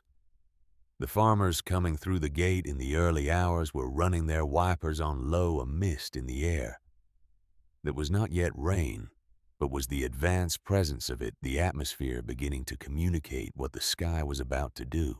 By 8 Saturday morning, the truck queue had grown again as the full daylight brought more loads in from the field. The ramp was running at its design capacity of 4 trucks per hour through the dump cycle, smooth and consistent, each truck up the grade and down in 11 minutes from entry to exit. The oak timber deck had taken 230 truck passes by 8 Saturday morning and showed no flex, no shift, no surface damage of any kind. The I-beam frame had taken the cumulative load of those passes and was standing exactly as it had stood when Warren Forsythe signed the authorization Friday evening. Calvin said to Garth at the coffee tent, "How many loads do you think this ramp will take before it shows wear?" Garth ran his hand along the deck rail. He said, "That oak came off my back lot. It was drying for 14 months before we put it down. Properly finished and maintained, that deck will take 10,000 loads without significant surface wear." Calvin said, 10,000 loads. Garth said, "The I-beam frame underneath it will outlast both of us. That is commercial-grade steel welded by a man who learned at Caterpillar." He paused. He said, "The question is not how long the ramp will last. The question is what you intend to do with it." By noon, Saturday, the 12th rail car was full. The 13th was loading. The pace of the queue had not slowed. If anything, it had accelerated through the morning as the farmers who had been most skeptical about the ramp's ability to hold up under continuous operation saw that it was holding up and brought their loads in. Warren Forsythe arrived at 10 Saturday morning as he had said he would. He stood at the edge of the operation for an hour, watching the trucks go up and come down, watching the conveyor run, checking the structural frame with his eyes at the deck level and the foundation level. He did not use instruments. He was watching the behavior of the structure under load, which is the thing instruments cannot tell you. A structure that has been built correctly behaves the same way under load that it behaves without load. It does not move differently. It does not speak differently. It simply receives what is placed on it and transfers it where it needs to go. He came to stand next to Leland at 11:15. He said, "The structure is performing within all design parameters." Leland said, "Yes." Warren said, "I filed the inspection report this morning with the Bureau of Markets in Springfield. The Roberts temporary loadout will be entered as a precedent. Emergency build under CFR 1910.272. The next county in Illinois that has a grain handling facility collapse will be able to reference this build as the template for emergency temporary structure authorization." Leland said, "I did not know that was something that got documented." Warren said, "Most emergency builds do not generate documentation because most emergency builds are contracted work that meets the minimum standard and moves on. This build exceeds the minimum standard in every measurable category. The weld quality is at commercial construction grade. The structural design accounts for load distribution in ways that most emergency temporary structures do not account for." He paused. He said, "The gusset plate modification is in the report. The methodology from your father's 1967 notebook is cited as the basis for the revised calculation." Leland looked at him. Warren said, "Your father's name is in a state engineering document, Earl Hurst. The calculation he wrote in 1967 solved a structural problem in 2024. That is in the record." He said it without ceremony, the way Warren Forsythe said most things, which was with the plain factual clarity of a man who believed that accurate records were a form of respect for the work and the people who did it. Leland did not say anything for a moment. He held the notebook in his jacket pocket, his hand resting on the outside of the pocket, feeling the soft, worn cover through the canvas. He said, "Thank you for that." Warren said it was the accurate account. He looked at the ramp one more time. He said, "I have been in this work for 18 years, and I have issued 4 emergency temporary structure permits. 2 of them were for structures that passed inspection. 2 of them were for structures that passed inspection with conditions." He looked at Leland. "This is the first one I have ever inspected that I would have no hesitation putting my name on as a permanent installation." Then he picked up his portfolio and drove back toward Watseka in the gray October light. Preston Malone did not come to the lot on Saturday. He sent an email to Norma Tufts at 9:17 Saturday morning. Norma read it at the desk in the co-op office and then printed it and walked out to the lot and found Leland at the platform base. She handed him the printout. She said, "Agricor is withdrawing the offer." He read it.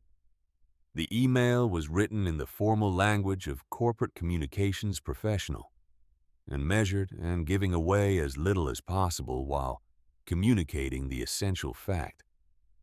which was that Agricor Corporation was withdrawing its offer of emergency construction assistance and its invitation to explore a long-term merchandising relationship with the Iroquois County Co-op.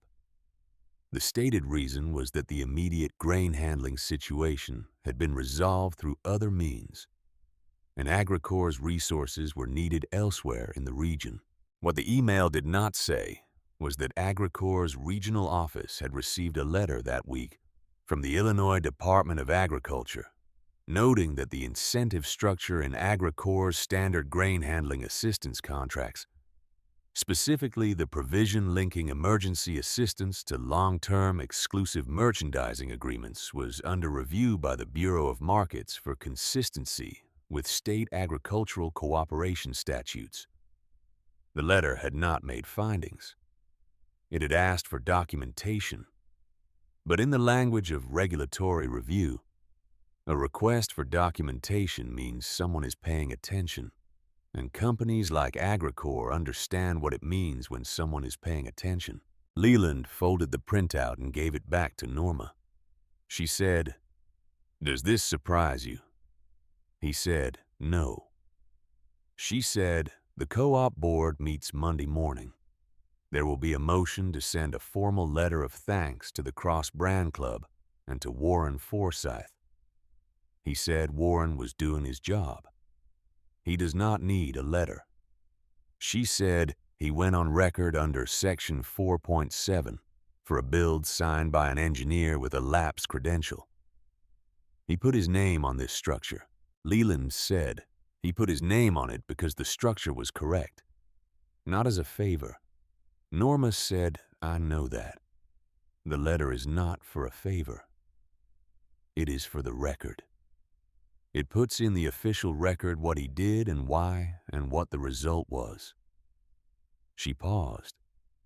She said, "The same way Warren's inspection report puts in the state record what you and your father did and what the result was." Leland thought about this. He said, "All right, the letter is appropriate." She said the board also voted this morning to lease the temporary ramp from the Cross Brand Club for $4,200 a month through June 2025, while the new permanent bin is designed and contracted. 9 months at $4,200 is $37,800. After your materials cost of $24,820, the Cross Brand Club Emergency Fund nets $12,980. Leland said, "The fund goes back in for the next time." She said, "And the ramp structure itself reverts to the Cross Brand Club when the new bin opens. The steel and the oak and the conveyor assembly. Yours to use again." He said, "Or whoever needs it next." She said, "Or whoever needs it next." At 2:15 Saturday afternoon, the 14th and final rail car on the Iroquois County spur was filling. The truck queue had run to its last loads the farms that had been waiting since Wednesday, finding their way through the gate in the right order, the manifest closing out entry by entry in Norma's careful handwriting. Calvin stood at the base of the ramp and watched the last 3 trucks go up and come down, with the look of a man doing arithmetic in his head and finding it come out correctly. He said to Leland, "How many bushels total?" Leland said Norma's manifest shows 53,200 bushels across 53 farms. Calvin said, "At $4.62 per bushel." Leland said, $245,784 distributed across 53 farm families. Calvin was quiet for a moment. The math sat in the October afternoon air between them, the way the math of something consequential sits not abstractly, but with the specific weight of what it represents. 53 families. The November mortgage payments that would be made, and the ones that would not have been made. The grain that had left Roberts on the rail instead of sitting in the rain. The difference between those 2 outcomes, measured in the specific dollars that specific people needed to get through the winter. Calvin said, Leland, the seventh truck that went up Saturday morning. The old red International. Leland said Ruth Greer. Calvin said she came back this afternoon. While you were at the platform, she brought Dorothy a pie. She said to tell you that the International belonged to Raymond and that it made the ramp at 20 miles an hour without complaint, which is more than she can say for some of the newer equipment she has driven. Leland said, "That sounds like Ruth Greer." Calvin said, "It does." The last truck came down the ramp at 4:47 Saturday afternoon. Wayland shut the conveyor at 4:51, when the final grain cleared the pit throat and the discharge into the last rail car was complete. The silence that followed the conveyor shutting down was the particular silence that arrives at the end of a mechanical operation that has been running for 22 hours. A silence that has weight and texture because of what was running before it. The 14 covered hopper rail cars on the Iroquois County spur sat loaded and sealed on the siding in the gray Saturday afternoon light. The Iroquois County rail line freight pickup was scheduled for 7 that evening. The cars would roll to the Decatur ADM terminal overnight and arrive Sunday morning, and the corn would settle at the market price, and the checks would go out to the farms within the standard clearing period. The 7 men stood in the gravel lot in the afternoon. They were tired in the way that people are tired after 3 days of work that mattered, which is a different kind of tired than the kind that comes from 3 days of work that did not matter. It sits differently in the body. It does not feel like depletion. It feels like something was used for its right purpose, and the using left a residue of correctness that tiredness does not entirely obscure. Adley said, "Leland." The welding rig. Leland said, "Yes." Adley said, "There are 6 primary load-bearing welds on this structure that I have been looking at for 3 days. He paused. He was not a man who used words extravagantly. He said, "I have been welding for 31 years. Those 6 welds are as good as any I have seen on a working structure." Leland said Caterpillar had a standard. Adley said Caterpillar had a standard. He looked at the ramp. He said, "Your father's notebook. I did not know until Calvin told me this morning that it was Earl Hurst's work. I knew Earl. Not well. He was older than my father. But I knew him." Leland said most people did. Adley said Earl built the spur structure in 1967, and you connected your ramp to it in 2024. And between those two things, 53 farms cleared their harvest before the rain. He shook his head slightly, not with disbelief, but with the particular appreciation of a man who understands what it means for work to hold across time. He said, "That is something." Leland said, "That is something." Dorothy came out of the kitchen tent at 5:15 and walked to where Leland was standing near the ramp base. She stood beside him and looked at the 14 loaded rail cars on the spur. She said, "The rain is 2 hours out according to the radio." He said, "The corn is loaded." She said, "I know." He reached into his jacket pocket and took out the notebook. He held it in both hands and looked at it for a moment, the soft marbled cover, the rounded corners, the decades of use in the weight of it. He said, "I have been thinking about something since Wednesday night." She said, "Tell me." He said, "When I was sitting in the shop at 5 in the morning looking at the expired credential, I opened the notebook to the last page. The 3 sentences Earl wrote at the end." She said, "I remember those sentences." He said, "The third one is the one I have been thinking about. These are not the same thing, and when they come apart, you need to decide which one you believe in." He paused. He said, "Earl wrote that for me. He wrote the whole notebook for me." He knew I would need it, and he wrote it so it would be there. Dorothy said yes. That is what he did. That is what he... Leland said, I have a son who knows how to work, but who has not spent enough time around structural decisions to know how to think about them. Owen understands equipment, and he understands farming. But the engineering piece, the way of thinking about load and distribution, and how things hold together under pressure, he has not had enough time with that. Dorothy said, you could teach him. Leland said I could. He looked at the notebook. He said, or I could start writing it down. The way Earl wrote it down. Not for now. For whenever Owen needs it. She said a notebook for Owen. He said, the same kind. The black and white. I have 2 of them in the desk in the shop. I bought them at the Buckley hardware store 6 years ago and never used them.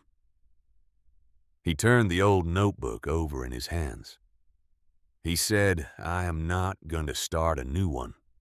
I am going to write in this one. After Earl's pages. My own. Dorothy looked at him with the expression that had nothing of the resigned love in it, and everything of the other kind.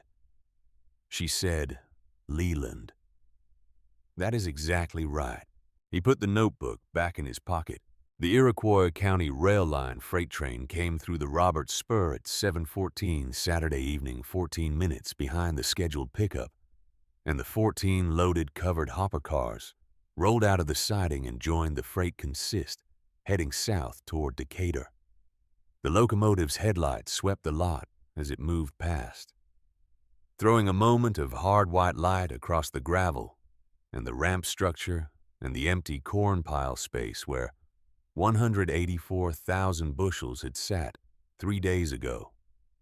And then the train was past, and the light was gone, and the lot was in the quiet dark again. Several of the 7 men had stayed to watch the pickup. They stood at the fence line near the spur and watched the cars move out. Nobody said anything while it was happening. After the train cleared the spur and the crossing lights went dark, Garth said, there it goes. That was all anyone said about it. The rain arrived at 4:42 Sunday morning. It came in on the northwest wind the way October rain comes in across the Illinois flatland. Not with thunder, not with the dramatic announcement of a summer storm, but quietly, steadily with the serious intention of a system that has been tracking across the plains for 4 days and has arrived at its destination and intends to do what it came to do. 2.4 inches fell across Iroquois County over the 18 hours from 4:42 Sunday morning to 10:51 Sunday night.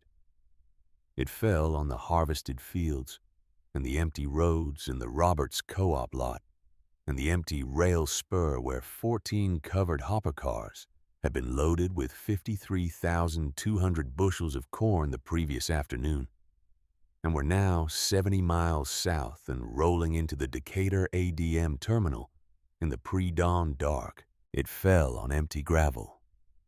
Calvin drove out to the Roberts lot on Sunday afternoon after the rain stopped. He had called Leland, and Leland had said he would meet him there. And when Calvin pulled in, he found Leland's truck already parked near the ramp base, and Leland standing at the top of the dump platform in the gray post-rain light looking out at the spur. Calvin climbed the access steps and stood next to him. The lot was quiet. The temporary drive-over ramp stood against the rail spur loadout structure. In the damp October afternoon, its oak timber deck darkened by the rain, its I-beam frame beaded with water. The whole structure occupying its 48 feet of gravel with the solid, settled presence of something that had been built into the ground and intended to stay. The collapsed silo shell leaned at its 14-degree angle on the far side of the lot. The corn pile gone now, the gravel underneath it, swept clean by the co-op crew that had worked Saturday after the last truck left. Calvin said, "What does the ramp do now?" Leland said, Norma said the board voted to keep it running through the full fall harvest and through the winter while the new bin gets contracted. They are expecting the demolished bin site to be cleared by December, and the new bin design to be out for contractor bids in January. New bin opens June 2025. Calvin said 9 months. Leland said 9 months at $4,200 a month, $12,980 net after materials. Back into the emergency fund. Calvin looked at the ramp structure. He said, Leland, the Cross Brand Club, when you started it 11 years ago. Leland said, I started it because I needed a telehandler in 2013, and the only man in the county with a telehandler available was Marlon Tobler. And I thought about how many times in a year a man needs a piece of equipment he does not own, and how many times a man owns a piece of equipment someone else needs. And the math suggested an arrangement that benefited everyone. Calvin said, that is how you describe it when someone asks. Leland said, that is what it is. Calvin said, it is also 7 men who showed up before sunrise on a Thursday morning when the elevator went down Wednesday afternoon. He paused. He said, I called those 6 men at 5:48 Thursday morning, and every one of them said yes before I finished explaining what we were doing. Not after. Before. Leland said, that is the Cross Brand Club. Calvin said, that is also something else. He looked at Leland. He said, my grandfather used to say that a community is not the buildings or the roads or the grain elevators. He said, a community is the people who answer the phone before you finish asking. Leland said, your grandfather was right about that. The 2 men stood on the dump platform of the temporary drive-over ramp at the Roberts loadout on the Sunday afternoon after the rain, looking out at the spur where 14 empty rail cars had stood 2 days ago and were now on their way back from Decatur empty, ready to be loaded again. The Illinois flatland ran flat and wet to every horizon. The October fields dark with rain-wet stubble, the sky beginning to show pale breaks in the cloud cover to the north where the system was clearing. Leland took the notebook out of his jacket pocket. He turned it over in his hands. He said Earl built the spur structure in the summer of 1967 with a crew of 4 and a hand level and a surveying chain. He built it to last, and it has lasted. We built a ramp that connects to what he built, and the ramp worked and 53 farms cleared their harvest, and the corn that Raymond Greer poured the concrete to store went out on the rails before the rain. He looked at the notebook. He said, all of that happened because a man sat at a kitchen table in 1967, and in 1974, and in 1981, and wrote down what he knew, so that the knowledge would not die with him. Calvin said, what are you going to do with the notebook? Leland said, I am going to add to it. He said, there are pages at the back that are blank. I am going to write down what I know the same way Earl wrote down what he knew. The calculation from Friday morning, the gusset plate solution, the way to think about load distribution on this soil and this ground in this part of Illinois. He paused. He said, my son Owen. He is 31. He farms ground 3 miles east of us. He is a good farmer and a good man, but he has not had the engineering piece, and at some point he will need it. Calvin said, you are writing the notebook for Owen. Leland said, I am writing it for whoever needs it. The same way Earl wrote his, for whoever needed it. He did not know it would be me. I do not know it will be Owen. He looked at the ramp structure, the rain-darkened oak deck, and the I-beam frame standing in the gray Sunday light. He said, you write it down, and you build it correctly, and you maintain what you have, and you show up when someone calls before sunrise. That is the whole of it. That is everything. The pale light was spreading north across the cloud cover. The October afternoon slowly clearing the way October afternoons in Illinois clear, after a rain system passes methodically, and without drama, the sky going from gray to pale gray to a thin washed blue at the edges. The corn was in Decatur. The ramp was standing. The notebook had pages to fill. Leland put it back in his pocket and climbed down from the platform and walked across the wet gravel toward his truck. And the notebook went with him. The weight of it the same weight it had always been, which was the weight of what a careful man writes down, so that what he knows does not disappear when he does. The bin had collapsed on a Wednesday afternoon.